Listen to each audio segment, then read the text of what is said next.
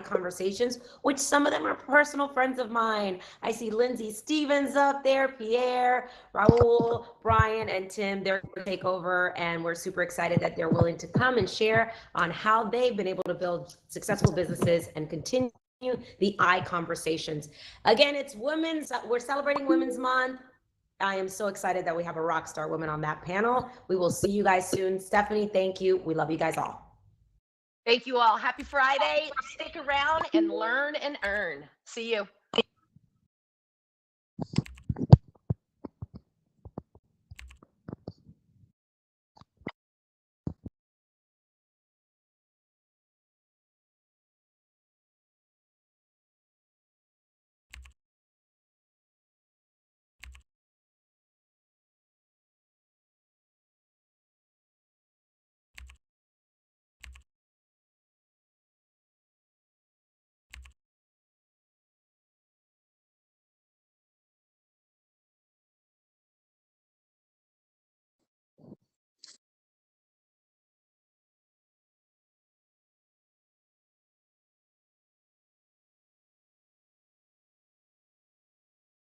Good morning, Lindsay.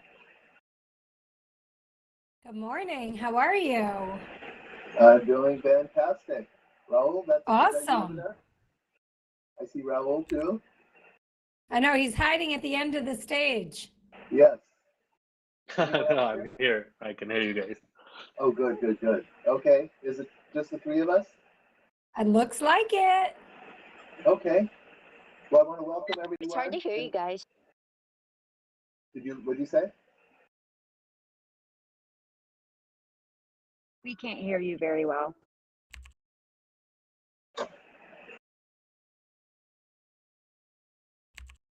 Tim, try talking again. Some people are saying I can hear you. Can everyone hear us now better? Yeah, they're saying they can hear you fine. Okay. So Lindsay, well, welcome everyone. I want to thank you for being here. We hope that we could share some of our thoughts, our secrets, the things that we do to make constant income for us and our team and our family. So welcome. I'd like to maybe go right into some thoughts and questions. Lindsay or Raul, do you have a morning routine that helps you get up, get going? What's your mornings look like? Raul, you want to start? Sure. So hello everyone. My name is Rahul from Toronto, Ontario. I think Tim might be still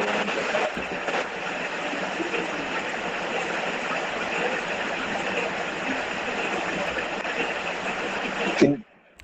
And then Raul, do you want to tell us any more about your business or your morning routine? Yeah, for sure. I was just waiting for the static to go over, but now it seems better. Anyway, try this. I hear you fine. Okay, great. So my morning routine, I usually start up my day a bit early than regular. I try to be up by 5:30. Spend about an hour for myself. Do some exercise. I do a bit of yoga every day, and that's how I get into my morning routine. About 6:30-ish, I do my pending paperwork, so I can get up and running by 8. So I give an hour and a half to my paperwork before I go out in the market. Around 8 o'clock, I'm ready to make some phone calls for the clients as well. So usually, I start making my calls around 9, so 8 to 9. I leave it for my breakfast and getting ready. By 9, I'm up and ready. Start prospecting. 11-ish, go out for showings. Same prospecting continues for me in the afternoon. I try to make at least 7 to 10 phone calls a day, depending on how the schedule is. But yeah, that's pretty much my morning routine. Awesome. So I also am an early riser. I often am awake by about 4:30 in the morning. I move my body in some capacity It's just needed for my mental state and my physical state. So I'm an avid runner. I try and get outside or, run on the treadmill at some point. My young kids wake up. So as much as I wish I had a, super productive morning routine, I am a mom of 2 daughters. So I try and get up, get some exercise, drink some water, have a cup of coffee, check emails, go through my day, what my calendar looks like, understand kind of what's ahead. So I'm prepared. And, about 6 o'clock, my kids are getting up. So, from 6 o'clock to 8 o'clock, I'm on mother duty. Then I'm in the office by 9, checking in with my team. We do a morning huddle by 9 o'clock every morning. We're on video with each other, checking in, one goal, one gratitude every day. And then from there, whatever, depending upon what the day is, sales meetings, scripts and dialogues, trainings, ICONversations, whatever it is, but just making sure I'm ahead of what my calendar has in store for me for every day. Thank you, Lindsay. Actually, Lindsay, can you tell us, sorry, I haven't done this in a while. I should have asked you to introduce yourselves first. So would you introduce yourself? Tell us about where your business is. Maybe there's some referrals here for you later. Yeah, definitely. So I'm a team leader. I live in New York.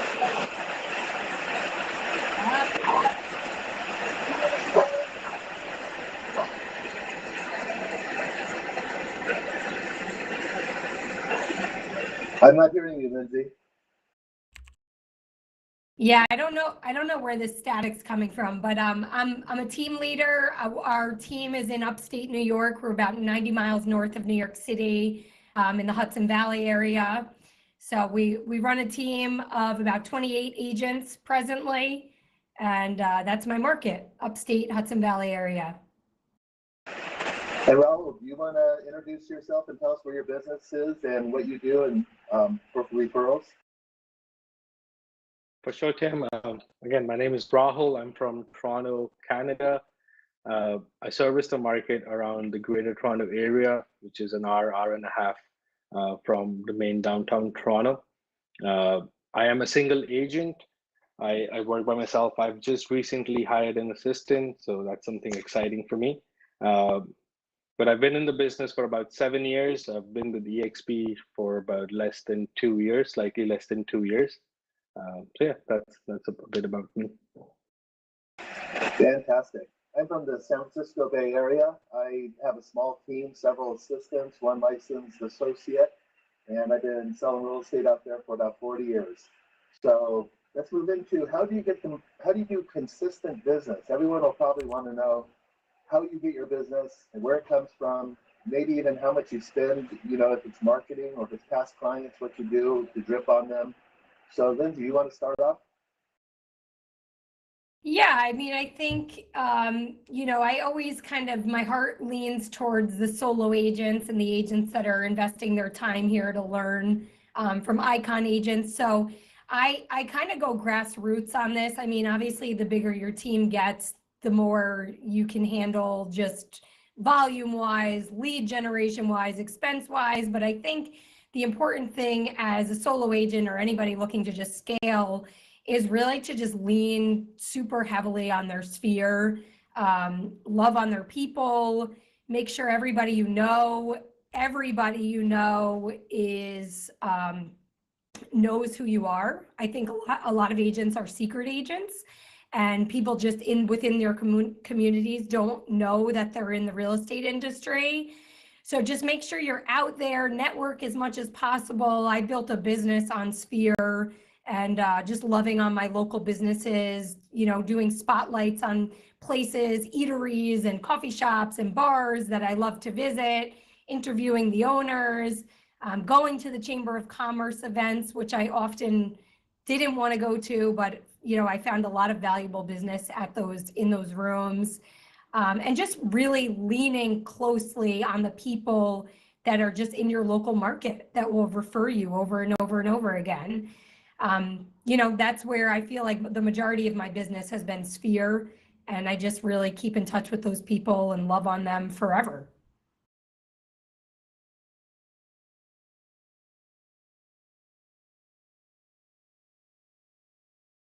And Raul, would you comment on that as well? Where's your business come from? For sure, that's great insights by Lindsay. I work in a similar model as well. Um, my basic work model is working by referral, and I focus my 100% of energy on that. Building a sphere, working on your database, treating your database nicely, keeping in touch with them. That's where I focus my energies on. I also serve in my local markets, trying to get more exposure in the local markets, attending events, networking events in and around the areas. I try to do, so recently I've started to do mortgage seminars with my mortgage advisors. I do them on Zoom, call my clients and set it up on there. We do teach them how to make portfolios, how to gain more properties, how to get more real estate wealth. That has been working out quite nicely for me. I'm a big fan of Brian Buffini. I've been taking a lot of coaching from them as well. And they also teach the same things, which I follow. I try to follow to the T. Pop buys, I'm not too big on pop buys, to be honest. But I do a lot of phone calls. I do client events, and that's where I try to get my business from. Very good. Thank you. What I do is I have a monthly marketing report that I send out that talks about statistics in the area. I send that to my past clients, my sphere of influence, and a large farm area of about 6,000 homes. And about half of my business comes from sphere of influence or past clients, and the other half comes from marketing and advertising. I mean, that's pretty much where my business comes from. It's really easy, keep it simple. You know, when you're out doing a lot of production, sometimes you have to work on your mindset. Lindsay, do you have any thoughts and ideas about what you do in regards to mindset?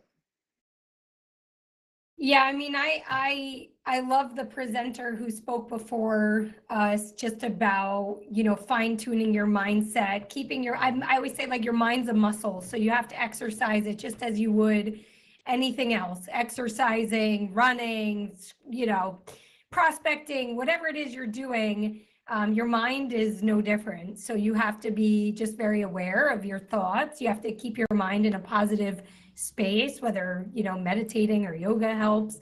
A lot of people talk about that are up here talk about journaling, writing down gratitudes, just being grateful and always contributing and giving back as much as you can. And it's a stressful, you know, it can be a stressful industry with a lot of demands and a lot of emotions. So I think just being really conscious of keeping your mental state healthy as often as possible and doing something you love. I mean, it doesn't have to be running, obviously, it could be cooking or sewing. Just making sure you're taking time for yourself and keeping your stress level down and just making sure your mind is in an optimal state to be the best version of yourself. But I think, yeah, mindset is something we overlook often. We're always chasing the next transaction, rushing from place to place, on our phones, 8 o'clock, 9 o'clock, 10 o'clock at night, often no breaks. So just make sure you're taking the time you need to take care of yourself. Raul, do you want to speak into that as well? Sure, 100% agree with Lindsay over here. For my mindset, what works for me is I always rate my relationships more than my transactions. I was told this very early in my real estate career to look at your clients as relationships and not a dollar sign on their forehead. So I've been focusing my intent on there. It doesn't matter to me how small or big the deal is, but every transaction is more like a relationship to me, and that helps me make my mindset more clearer towards how I want to work in the industry.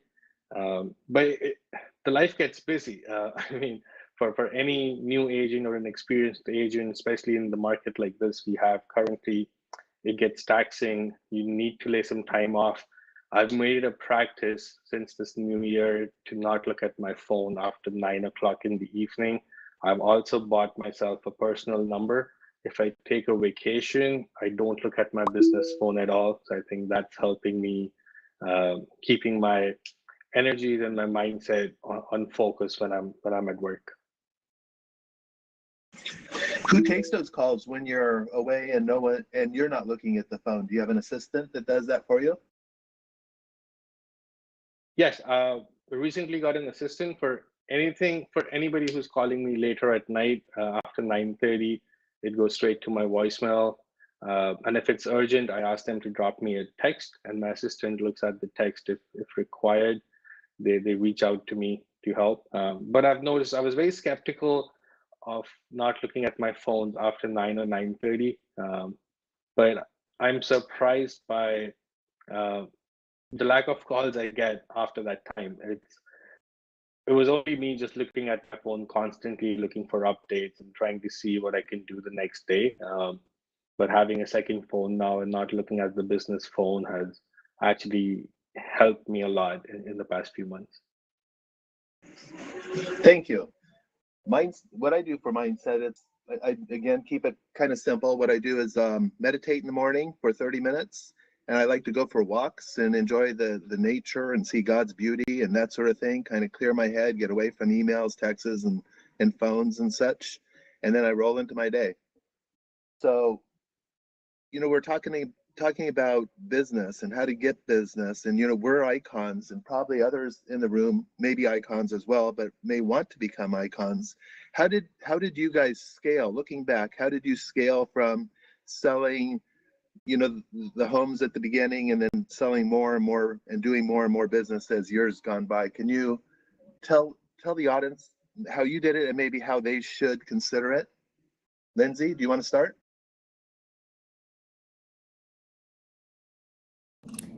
Sorry, I was having mic issues.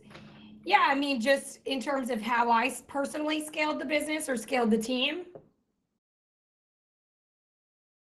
Maybe look back, because we probably have some people that are sole agents, and maybe they're thinking about their first assistant or buyer's associate or transaction coordinator or other social, help, that sort of thing. What would you do, and how would you, if you're looking back, what did you do, and what would you advise them to do now? Yeah, so I think Raul is on the right track. I think the first, most important hire you can make is an assistant. I think we've all heard the phrase, if you don't have an assistant, you are the assistant. So you want to get those, the mundane tasks off your plate as soon as possible. The scheduling of appointments, the doing the paperwork, the disclosures, the listing documents, all of those things. An assistant really can take off your plate almost immediately. You want to focus on being in the places that generate the most dollar, which is being in front of clients, being on showings, being on listing appointments. And that's where we always tell any of our new agents, like, that's where your energy should be. So yeah, an assistant, it wasn't, I mean, I went years as a solo agent without an assistant. And, I saw my business sort of stay at the same place year over year. And when I finally agreed to delegate and admit that I needed help, my business actually 3x'd in that 1 year, just because I got the tasks off my plate and, that were bogging me down. So I think that's definitely the most important. And then, if you're thinking about building a team, or a team is on the horizon, a buyer's agent, first buyer's agent, help with opening doors. And if the assistant is licensed, they can also help with opening doors. But as you scale, you'll want to have your first buyer's agent or multiple buyer's agents or showing assistants. And then from there, obviously, you can handle more leads, you can handle more volume, you can service more clients, because the buyers are what takes up the most amount of time. So yeah, certainly a buyer's agent, assistant, transaction coordinator is amazing. Although I feel like if there's, solo agents in the room, an assistant can certainly also be a transaction coordinator, at the start.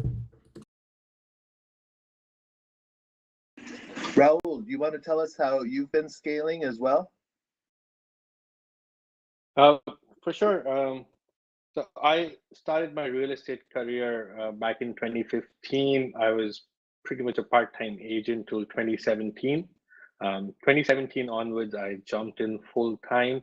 My first 2 years were okay-ish, I would say. I didn't have a lot of training. I didn't have a lot of understanding of the business.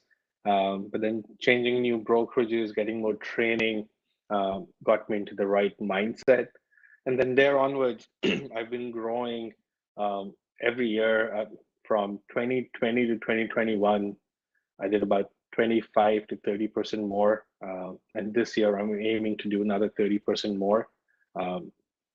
For me, the core has been, again, working by referral. I know I sound like a tape recorder over here, but that's been my core of the business. I aim on getting more referrals every day and from all my clients that I serve. And the best thing I've learned is you can get a referral as soon as you get your client's offer accepted and not to wait for the closing. That strategy of asking for referrals as soon as they get an offer accepted has been working out better for me in the past year. And that has accumulated me more referrals over the time. Awesome, Raul. That's great. I like that, asking for the referrals through the transaction. We get a lot of referrals too. That's a large part of our business.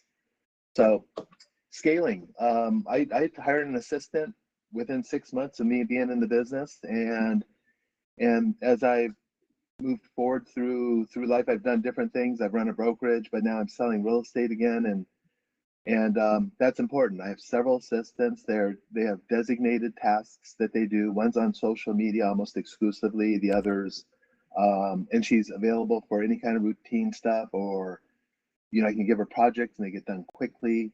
I have another assistant that sits in my office with me and just kind of runs my day and does personal things and business things and just makes my life easier. I have a transaction coordinator. I have a licensed associate who we concentrate on international and foreign investors and money and things like that. So that's how I've scaled. Now, Lindsay, you mentioned 3X, and I like that because I believed in that too. I believed in, like the $100,000 a year, then maybe do a $100,000 a month, and then maybe $100,000 a week, and then maybe save $100,000 a year, and things like that. This mindset and thoughts that generate future income and or savings to invest. You said 3X. I like that a lot. Have you had many 3X years? So we've actually been doubling. So the year that I actually was willing to delegate and get things off my plate was the year that we 3X'd our production. We were also in build mode. So we were hiring buyer's agents. The team was growing. And in 2020, we moved over to EXP. We went from 42 million to almost 100 million last year. And that's through leverage. I mean, really, it's truly through me allowing the people on the team to step up as leaders. I've realized, and Veronica, who was in here earlier, I've spent a lot of time with her, and she's helped me do that, like just allow the people in our environment to step up, and they have superpowers I don't have.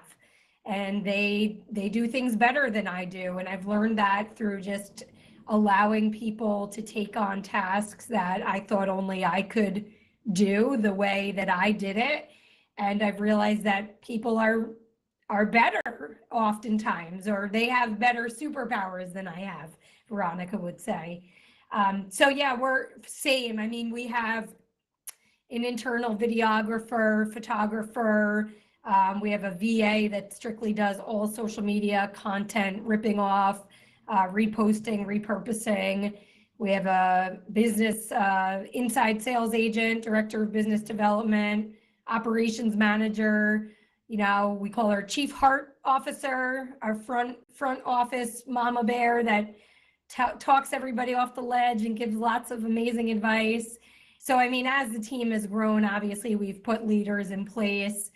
But I do remember the day where, it was just me and my husband who started. We were independent before. So I understand the work it takes to build something important. And again, you know, always, if anybody has any questions, they can reach out to me anytime about what it takes, you know, how they should build, what the first key hire is. Happy to go back and tell you the mistakes I've learned along the way also. Lindsay, while you're talking and have the mic, someone's asked, what do you offer your clients for referrals? Do you give them a gift? Do you give them, what do you do? Give them money, a gift? Do you give them anything? My love and appreciation and eternal friendship. No, I mean, we've plugged our clients into an amazing referral program. It's called Client Giant. You should check it out. It's $99 a year. It sends quarterly, these really beautiful, like well thought out quarterly gifts to clients, and they're seasonal. So, you know, hot chocolate for winter with 2 beautiful mugs and marshmallows and just fun gifts for seasons. So we do a lot of that, and we keep in front of them as often as possible, checking in with them, making sure you know when birthdays are, sending them videos, wishing them a happy birthday, you know, house anniversary, just constantly making sure you're the face that's in front of the client. But no, we obviously can't give referral fees. That's not legal. But just loving on them forever. Great. Raul, do you give anything to your clients for referrals? My answer is the same. It's love and appreciation. We don't give them anything monetarily. I do send them note cards personally written and signed as soon as I get a referral. Doesn't matter if it has turned into a transaction yet or not, but we do let them know how much we appreciate their referrals. And during the client events or yearly Popeyes that I do, if somebody has given me more referrals, then we give them a slightly better gift compared to the other ones, or compared to the other people in our database. Great, thank you. What we do is, a lot of times, if we're working with a certain culture, we'll give them a red envelope with several $100s, and they really appreciate that. I've sent gift baskets, you know, goodies, you know, usually about $100, $150 to people who give me referrals. And people don't expect that. They like it a lot. I haven't done this previously, but had clients come pick up a $100 gift card in the office for a referral that hasn't even closed, and I take a picture with them and I'd use it for more referrals. So that's what I've done in that regards. Yeah, you just made me think of something. We do a pie appreciation. We do client appreciation events. One of the bigger ones we do is at Thanksgiving. You know, we give pies out to all the clients. We cater it and have, you know, bartender, and they come, we give them each a pie and appreciate, you know, express our gratitude for them at a time where everybody's expressing gratitude. So client appreciation events are good too. They don't have to be big. It could be, you know, you in a park, just asking them to come and giving back to them in some way that lets them know you appreciate them. I like that. I like the thought of client events. I've done many of those as well. Raul, do you do any client events? Yes, we do 2 client events a year. Because of the pandemic, for the past 2 years, we couldn't do any events in Canada, in Ontario. But this year, now the restrictions are getting eased off. I have booked one event for this June. It's going to be at a park. I did a similar event 2 years ago. We hired a separate place in the park, and we had about 80 invitations sent out, and we had a gathering of about 85, 90 people in total. People brought in their family and extended guests as well, which was nice to have. But we do barbecues, we do small games and events for the kids, some small prizes from my sponsors, which are the mortgage advisors and the lawyers I work with. I use them to sponsor some gifts for my clients. And those kind of events, it doesn't take a lot out of my pocket to set it up. But it's always a good experience. The clients share their photos on Facebook and Instagram, and we kindly ask them to tag us if they're sharing any photos, and it gives us more exposure on social media as well. Thank you so much. I haven't done this lately, but it was a good way for me to start my career and get a lot of recognition from the community. But I would deliver, and I'd get kids to help me. I deliver notepads through neighborhoods, usually many thousands of homes. Tomato plants, people would talk about the tomato plants that they got as they picked tomatoes all year long. I'd get lots of pictures and things like and gratitude from that. Easter egg hunts, pumpkin patch things, where people come and pick out a pumpkin when there's hay and a bunch of other things that make it look like Halloween, Christmas photos with Santa, things like that. You don't have to do a bunch, but I like what Lindsay and Raul are talking about. Do a couple a year. And then let's talk about social media. There was a couple questions about social media. Do you get much business from it? And what do you do to get business? Lindsay? Yeah, I love social media. I think it's one of those things that people, you either love it or hate it. And I think regardless of where you stand on that, you need to love it, especially in real estate, especially as the industry is moving. I believe it is the most valuable marketing tool that anyone in this room has. It's the cell phone in the palm of your hand. It's the way to reach the most amount of consumers, then the cheapest dollar amount. You can send mailers and do print advertising and do all of those things, which are great and valuable, especially for branding. But you could never reach the amount of people that you can reach, on social. So obviously, Facebook, Instagram, those are the bigger ones. LinkedIn, I know a lot of people use. But yes, I not only have I gotten a lot of client business from it, but I've also been really successful in recruiting to my team just by being who I am, and putting my life out there, and just being authentic and genuine and letting people see that. And I'm big on video. I love video. So Insta stories and short form video are really valuable. So yes, it works. It is a necessary evil. If you're not utilizing it, you need to leave here and create your Facebook page or Instagram page, post something, let the world know that you're a licensed real estate agent. I make everybody in our office, as soon as they start, they have to come up with a list of 200 people that they know, make sure those 200 people know they're in the business, and post the announcement of their new career on social media. People will engage, you will be shocked, but you have to also, again, with mindset or anything else, it takes consistent effort.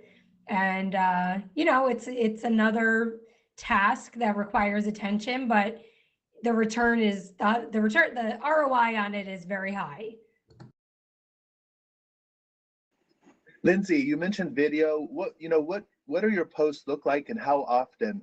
I got a question from the audience, and if there are questions in the audience, please use your chat box and put them there, and we'll try to get to those questions. But what do you post? Do you post just your new listings, your solds, or you getting in front of the camera? And if that's the case, what do you do? Yeah, I think agents have to be really careful with the constant just listed, just sold, look at me. I think people get bored of it. I think they kind of lose interest in it. The only people that really care about those types of posts are maybe the one person that was the buyer or seller on the transaction. I really just try and showcase who I am. I mean, I'm a mom. I run a team. My life is chaotic. There's no secret about that. I show trainings that we're doing, within the office. I will show new listings. I'll try and communicate or chat with agents in the industry that, I think can provide value to my audience. I always just say, you just document the process, right? If anybody follows Gary Vee, that's what he says. Stop trying to recreate what you're supposed to be doing and just document what you're doing. People are more interested in like the day-to-day true life of a real estate agent rather than, this scripted idea of what real estate is supposed to be. So yeah, I just document my day. I mean, I was on a scavenger hunt with my daughter last night, and we posted that. We were running down a trail chasing the sunset. I posted a video of us doing a scripts training yesterday with my team in the office. I mean, just fun life content, just the day-to-day you. That's what people want to see. How often do you post? Lindsay, how often do you post? Yeah, sorry, my mic was muted. I post every day. I mean, I post multiple times a day on stories, on Instagram, which I just automatically post to Facebook. But yeah, I try and post at least one like piece of content a day, if not two, and then multiple times a day on Insta stories and Facebook stories. Thank you, Lindsay. Raul, do you use social media? Yes, I do. It's mostly Instagram for me, a bit of Facebook here and there. Started to be on TikTok now as well. But I try to post once a week. It's usually a smaller video, maybe it could be a Reels on Instagram or a video on TikTok. And then I do multiple stories throughout the day, just giving them behind the scene looks of what the business looks like. Throw in some personal stuff as well, because people like to see more of the personal content. I've analyzed my Instagram and I've seen the posts which have something personal in it get more attraction, more views. Something that's purely business gets very limited views, unless you're providing some great information about the market or some tips and tricks about buying and selling. If it's only about just sold, just leased, just bought, it gets very minimal traffic through social media. But overall, the reels, I think, are the new thing on Instagram. They're getting a lot of views for me as well. There's some reels where I've got 20, 30,000 views, and it takes less than 2-3 minutes to just even make them. The most silly reels that I've made get the maximum views. The amount of energy and time I spend making reels, the lesser views I get. So I have to still crack the code on that. Thank you, Raul. Let's move over to like systems and what makes our jobs easier. How do we leverage our business through systems? It might be CRMs or other tools that you use. The way you might service a listing or service the buyer. Do you have any thoughts on that, Lindsay? I'm sure you do as a team. You probably use systems a lot. Yeah, we love systems. I mean, I think the most basic systems, the value of the calendar is invaluable. I mean, I think it's shocking how many people come into the office and don't have a Google Calendar or some sort of calendar set up for their day. I think everything you do every day must go in a calendar. I think it's the most important system you can have as a solo agent, team leader, whoever you are. Your calendar must be dialed in. And then of course, obviously having a CRM, everybody here has KV Core, making sure all of your clients are set up in a CRM. Say if it didn't happen in the CRM, it didn't happen. So everything we do happens within our CRM, making sure clients are set up to automatically receive new listings that come on the market. That's a system that's working for you 24 hours a day without you having to be checking the hot sheet on your MLS 20,000 times in 24 hours. So making sure all the clients are set up, their criteria is set up. So those, I mean, I feel like calendar, CRM, those are the two systems I think are the most critical for somebody looking to scale. Raul, how about you? What systems do you use, or CRMs and other things that make your job easier? Yeah, I'm big on CRM. I use a CRM given by Buffini. It's called the Referral Maker. I also use KV Core. But yeah, my day isn't complete without looking at the CRM. It tells me who to call, it tells me who to message, tells me who to send a note card to, if any anniversaries are coming in, house anniversaries or client birthdays or events. I send out personal notes based on my CRM. So yeah, it's a big part of my system and setting up my day proper. Perfect. I too use CRMs. I use Top Producer to run my listings, keeps track of everything in there, tells us what to do next, so we don't forget anything. You want to develop an ideal service ability for your listings and make sure everyone's very, very happy so you get referrals. KV Core, oh my gosh, that is so invaluable. KV Core, drips like crazy, text or email or voicemail drops and things like that you can keep in front of your client. It works real well for us. We're always picking clients up that we haven't heard of like in months, or even years. So KV Core is invaluable. See, do you tell us, how do you create balance in your life? Do you take time off? Do you work 7 days a week? Lindsay, do you want to speak into that? I mean, I would be lying if I said there wasn't a time that I wasn't working 7 days a week, because there was, and there were many years of it, especially in build mode, and it's just the reality. I was working every day. But I have been really just conscious of having balance. I think, especially if I could go back, I would implement some sort of balance right out of the gate. Making sure you put boundaries on clients. I think it's okay to do that. I don't think people need to be calling you at midnight. I was taking those calls. If I went back, I would not. I think we can train our clients to be respectful of our time and value us as a professional, as you would an attorney or a doctor or anybody else. So yeah, I've been really aware of just being present when I'm home, being present with my kids, being present at dinner, scaling out of being, on call on weekends. I know that's not everybody can do that right now, Tim, you know what I mean? I think agents, especially solo agents, if you have clients that want to see houses on Saturdays and Sundays, you're going to do it because that's what we do as agents. But yeah,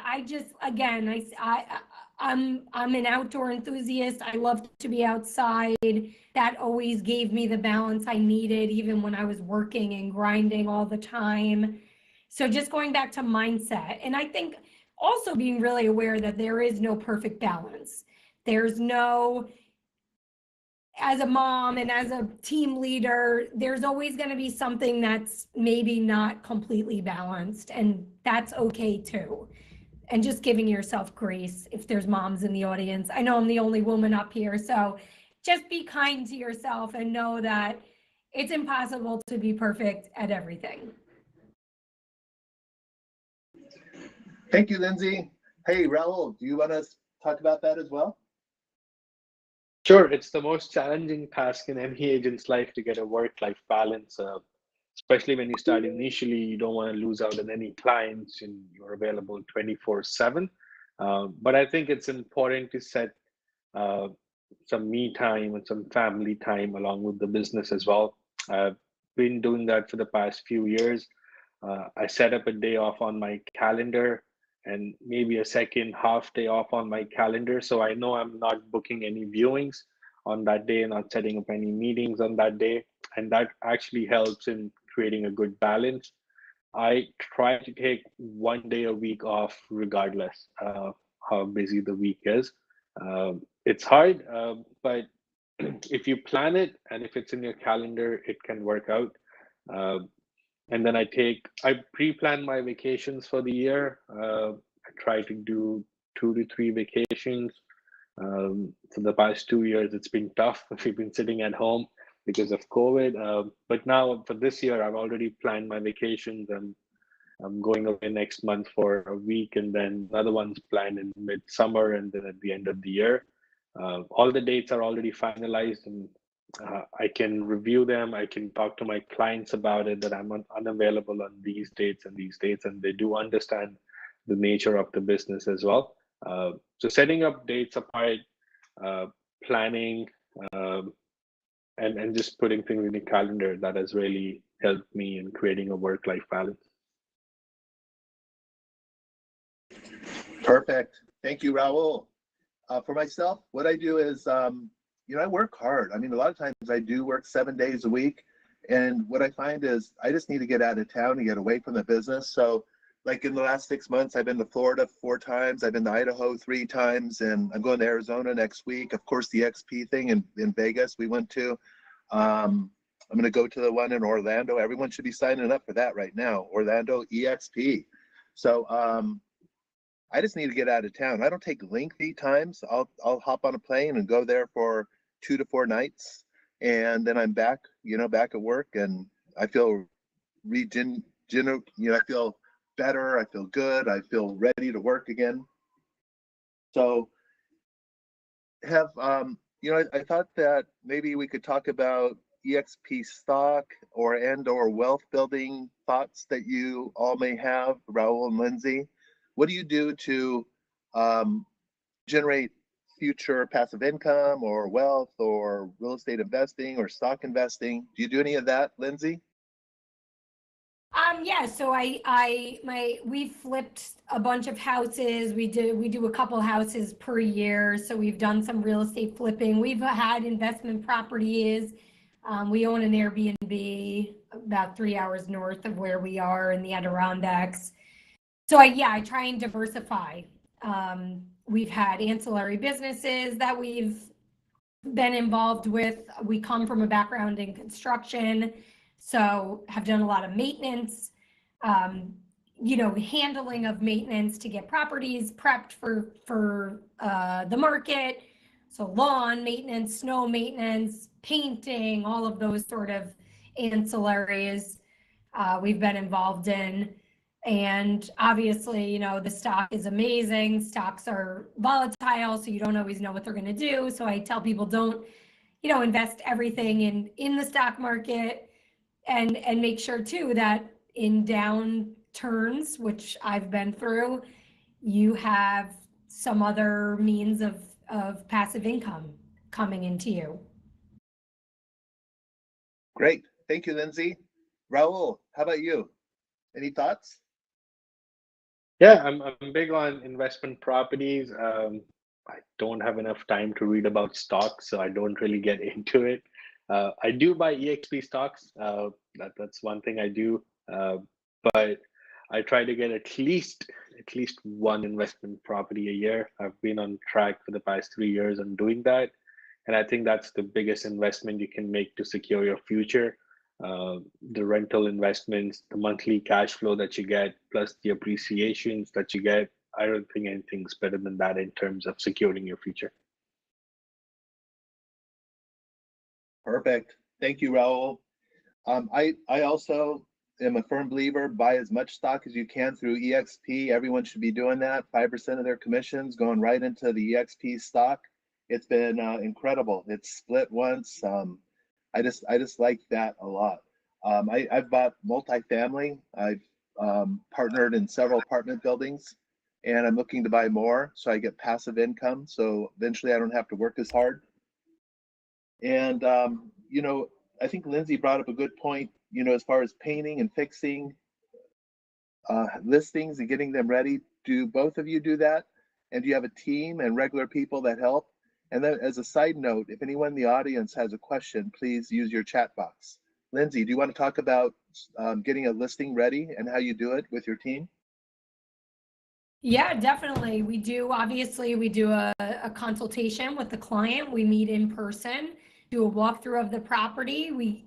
Here's an important thing that we always make sure of. We go last. So if the client is interviewing other agents, as they should, we always encourage every seller to interview multiple agents. Are you interviewing other agents? Yes. Excellent. Can you make us a promise? Yes. And once they tell you they'll make you a promise, they're committed to you, or they're committed to keeping their promise, most of them, we go last. Can you keep that promise? Sure. So we come in last, and we'll do our basically, the presentation of our services, what we offer, why we feel that we're the best team to handle the sale. We obviously will back it up with stats. And then the steps that we take to get a listing ready: professional photography, drone. We do video walkthroughs in all of our listings.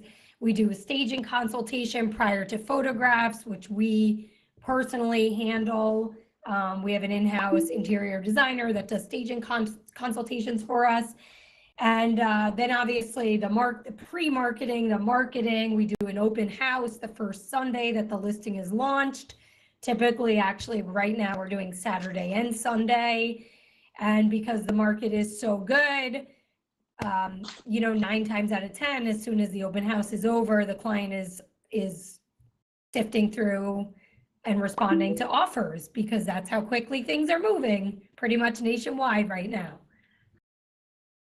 But also you touched on getting it ready. I mean, just being aware of, I always walk a listing with eyes of a consumer. So how does it look walking up, leading up to the front door? How does the front door look? Does it need to be touched up?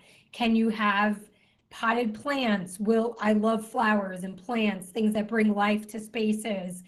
Power washing, simple things. It doesn't always have to be these high dollar, high ticket items like renovated kitchens and bathrooms and flooring. Just trying to utilize the space and show it in the best way possible, but having eyes as if you're the consumer is valuable when you're meeting with the client also. I totally agree. Great advice. Thank you, Lindsay. That was awesome. Raul, how about you? What do you do to prepare a listing? And do you have people that you reach out to help you do that? Yes, I do work with a couple of stagers. We do bring them in whenever we are listing a property, or just before we list a property, to make sure what else is required to get some finishing touches on them. I also look at the properties from a buyer's perspective to see what things would make more impact to a buyer. And that's where the staging comes into great effect as well. And we do have a team of a couple of handymans who can take care of paintings, just finishing up a place. So we offer that services to our clients as well. And the clients do really appreciate it. It's not a lot of expense, but we do get better commissions if we provide them with that service. Thank you, Raul. That's good advice as well. Lindsay talked about competition, and in the listing presentation, how she handles that. Do you have any advice on that as well, Raul? Yes, the market's pretty competitive out here. Luckily for me, because my work is through referrals, I very rarely face competition. The clients that I go to are not really looking at second opinions. I did that initially when I just started, when I was getting my leads from marketing. There would be competition. But now recently, for the past 2 to 3 years, I haven't faced, honestly, a lot of competition on listing presentations. So yeah, I mean, it's been pretty straightforward. Meet a client, show them your listing presentation. We're very thorough with the listing presentation. We don't just push a lot of numbers on them. We emphasize the services that we're going to provide in that listing presentation to our clients. Great, thank you, Raul. I'll drop off a listing package before I go. It has samples of my marketing, samples of just listed or sold postcards, samples of brochures. It'll have testimonials. It has information about myself in booklet form and flyer form. I put a notepad and a pen in a little folder that gets dropped off to them before I get there. So if they review that, a lot of times, my presentation goes much smoother, and they're ready to list by the time I get there. So what we do for people is we too suggest, we'll go through the home and suggest things that they should do. There's a couple questions on this. It might be the front door, like Lindsay had said, or it might be painting, odd colors in the house. I usually walk through it myself and tell them I have some ideas. I walk through it later with a stager, and together we put our heads together and come up with thoughts of maybe refinishing floors, painting rooms, painting doors, painting the cabinets in the kitchen, because everything's, everyone loves white now instead of wood. So, we're looking for dollar product, ROI. And so that's what we do for listings and the colors and that sort of thing. I'm looking for any other questions as we're drawing almost near to the conclusion of this. Is there anyone that has any other thoughts or questions? Or Lindsay or Raul, do you have any thoughts that you'd like to share with the audience at this time? Oh, sure. Well, as a single agent, I can vouch for it that if you make a market plan or make a business plan, try and stick to it for as long as you can, and you'll start seeing the results for the efforts that you put in. Maybe 2 months later, maybe 6 months later, but you'll definitely see the results popping out.